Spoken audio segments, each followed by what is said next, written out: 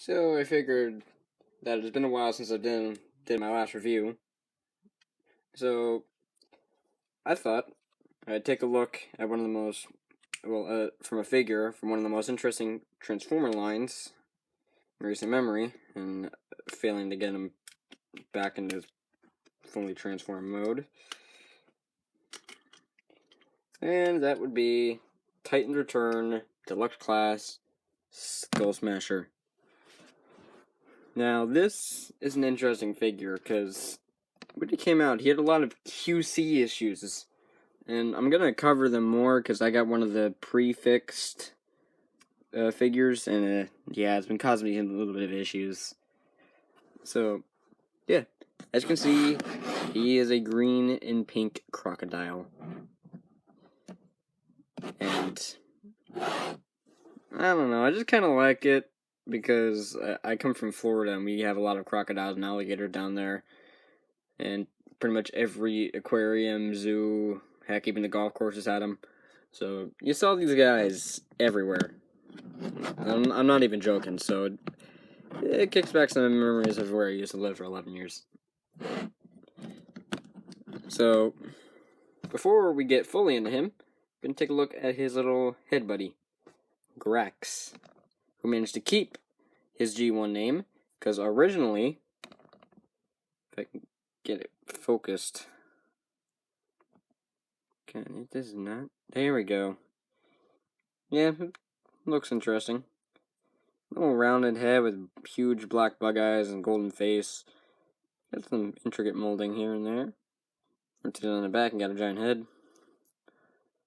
But yeah, Grax gets to keep his original G1 name. Skullsmasher, back in G1 1990, no, it was 1986. He was originally called Skull Cruncher, but I approve of this name upgrade. It's so much better than Skull Cruncher. One sounds he's gonna kill you. The other sounds like he's, I don't know. One sounds like he's gonna kill you, other sounds like he's gonna maul you to death. So, yeah, he is a little crocodile. He's got a Decepticon symbol on his forehead, with some nice beady red eyes. Got some teeth overlapping. Got some pistons right here, and a whole bunch of mold lines. We got the scales running down the back. I wish this kind of blended more in, like the pink and the green, like it would sort of like gradiently move into the pink, instead of just being green pink. But what you gonna do? Got some silver detailing right here with some black, purple, and another Decepticon symbol. This is meant to emulate one of his stickers on his G1 toy, which I find Titan's Return is doing that a lot. He's got some white on his claws, on his rear legs, and on his hip, and that's about it paint-wise. But you got some more pistons and rods going on down here. You can see all the circuitry and the hydraulics and everything in the leg, which is quite nice. And overall, it's quite cool. Now, articulation, if I can get him in frame and in focus. Head is on a ball joint, although when it comes in the package, it is detached, so some assembly is required. But it can open, revealing a tongue and nice big squishy tongue and teeth. Which I've heard some people complain that, oh, it's not like the G1, the guy doesn't sword in the mouth, but A, that was stupid, seeing how one of Skull Cruncher's main things back in G1 was he could bite people. That's what he did. He was the brute. And that, and I think the incident at Disney World kind of shunned that option, and it was already in production. Well, it was already in design.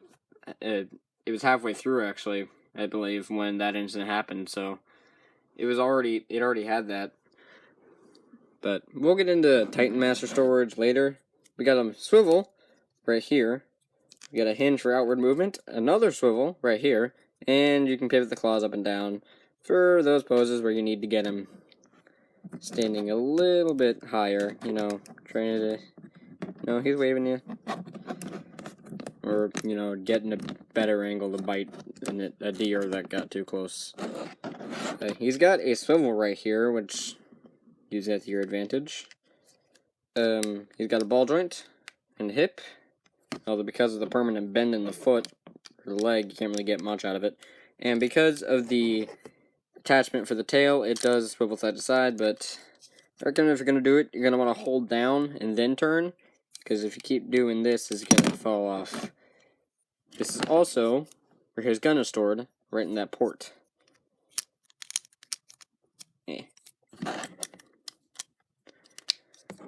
But where are you going to store the Titan Master? Well, you're going to lift up this rubbery little flap, but you can either get your thumb in that little groove right there, that little notch, or inevitably, when it gets... What the heck is that?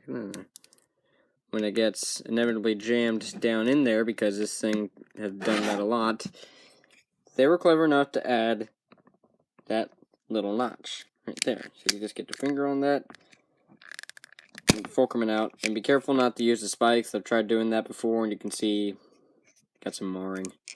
But yeah, it reveals a little seat that has a control panel, so I'm guessing you can see out of the eyes. Got a nice little comfortable seat. You know what you gotta do? I mean, you don't have to move his arms, I just like it because, oh look, he's messing with the control panel. He's driving! So yeah, just sit him in there. He doesn't peg, but he does fit in there quite snugly. He doesn't rattle around a whole lot. But one issue I do have with the thing is, well, when you move the head down, you got a little bit of a gash, and then there's all this junk right here, and the hollow tail with obvious separation. But hey, he's a robot. Doesn't matter. So, for comparison, here he is next to a Titan Return Blur. And this is a thing that the crocodile hunter would definitely want to stay away from. It's massive compared to a car. I mean, yeah, granted, this is a futuristic kind of speed or sports car, so of course it is going to be quite small, but still, that's huge. And Age of Extinction Snarl, because I don't have anything clever. He is shorter than a Stegosaurus, but hey, look, robo reptilian cousins. So, for more features, we can... This one, get out. Come on, cooperate, Grax. Since he is one of the Wave 1 Titan Master figures, or Titan's Return figures, he does have the pegs. And they are on his legs, his Beastman legs. So you can just plug Grax in there, and he'll stand. I don't know what practicality this serves, unless, I don't know, he's kind of like resting while I'm seeing. I'm gonna assume, if we're going by the Japanese version, that this is a mech suit and Grax can't pilot it. I don't know. But normally I'd wait for robot mode to do this like I did with Blur, but since we have accessibility to it now, just gonna show you. You take the gun out, there's a little rectangular slot right there. So, if we just get him seated, and you have them with the arms up. If you keep the arms down, he won't be able to fit in all the way. So you just plug that in, plug it in the gun, and you got yourself a Louisiana swamp boat. Yeah, I'd call it a sled like Blur, but it doesn't have the little thing on the bottom to keep it stabilized, so this is more of a boat, like a little spaceship. But I like to think of it more of a boat, since, you know, crocodile, they live in the, you know, swamps and water, stuff like that, so it makes more sense as a boat, and it looks more like a boat with a huge gun in the front, but hey, you never suspect the water attack. So, actually, I'm just going to leave the gun off the side for transformation. Speaking of which, let's get into that, shall we? Man, I spent a long time talking about the beast mode. But no matter. We're going to get into the robot mode. So first thing you're going to want to do, take the tail, put that off the side. Now, there is one issue I have with the beast mode, and that is the what will form the legs. They don't lock into place, and it keeps going in there. So you're going to want to take this and fold it out, and they'll gladly split themselves. But you see, these are going to form as kneecaps. You're going to want to get that so it locks into place, and this no longer forms a joint, and this is now the knee. And you're going to want to take this rectangular part of the foot, of the BS mode foot, and slot it right there. That'll lock into place, kinda. And then you're gonna fold out this little pink section. That'll form his foot. And just repeat the process. Snap that in place. Peg that in. And fold out the foot. And you got legs. And here we go, just in the camera, because he gets quite big.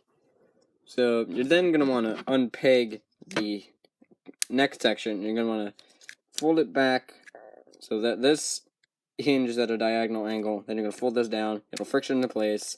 You're going to just adjust the head how you feel like it. Then going to unpeg the shoulders. And the ball joint always pops out in the shoulder. And you're going to want to fold it out to the side into the proper shoulder orientation. Straighten out everything. But might I mention, these crocopaws make great little slashing hands, and arm keeps falling off. I'm gonna start calling him Miss Nesbit. Toy Story reference. That movie is old, and I feel old, and I'm not even as old as that movie. I'm not even sure if I got the name right. I actually couldn't think of it. I need to watch that. But yeah, just do the same to the arms. Then transform the head. Well, mentioning the point that's out on blur, and I actually just noticed this on the Titan Masters. If I can get this in focus, he does not want to cooperate. Come on, Grax. There are actually little notches on the bottom of the arms, and I don't know how you can see it, but there are little grooves in where the head should be, and they'll actually peg in to those grooves, which is quite nice. And just fold the legs up, got yourself a head, and you just plug it in there, and voila! Titans return, Skullsmasher. Aesthetically, he looks quite great, despite the obligate croco flaps just sitting right there. But he's got issues. I mean, he looks good, but he got issues. But let's take a look at the head sculpt. And I don't own the G1 toy, but I've seen tons of videos and pictures of it. This looks pretty darn accurate, granted without the visor. It kind of looks like, I don't know, like there was planned to be a visor, but then they thought, oh, let's put a nose, so they just kind of finished up the molding, but still kept the visor part, which makes it look like he has huge bug eyes. But the gold paint is nice. He does have kind of a Decepticon forehead if you look right here, and he's got all these techno bits. But thanks to all his limbs being the same color, it does make quite a solid head. Unless you look up top and it's got a green right there. It's one thing Hyperfire had advantage of, that he was just entirely blue. So, how does he size with another Titan Master? Well, here he is next to Blur and Hyperfire, and he is taller than Blur, and a lot bulkier too, which makes sense being the powerhouse. He's going to be a lot bulkier and a little bit taller than the Slim Speedster. But compared next to a movie Dinobot, they look like it'd be an interesting fight. Slash is a little stockier, but I feel that it makes sense for him. And complaining point number one for the robot mode is that you notice how his feet are just kind of L-shaped, and that there's this huge empty void about right there. He's got no heels, which kind of sucks. I would have liked it if the legs could have actually, like, slid in there, like, there was just none of this. This just slid right in to form a heel. I would have liked that a lot, but no, they're just sticking off the side. It's like the G1. I thought that's what you loved. And a lot of people, yes, but personally, I would have preferred if those actually slid in for better stability. Second issue. Well, he does have loose thighs, but he's also one of those ones with the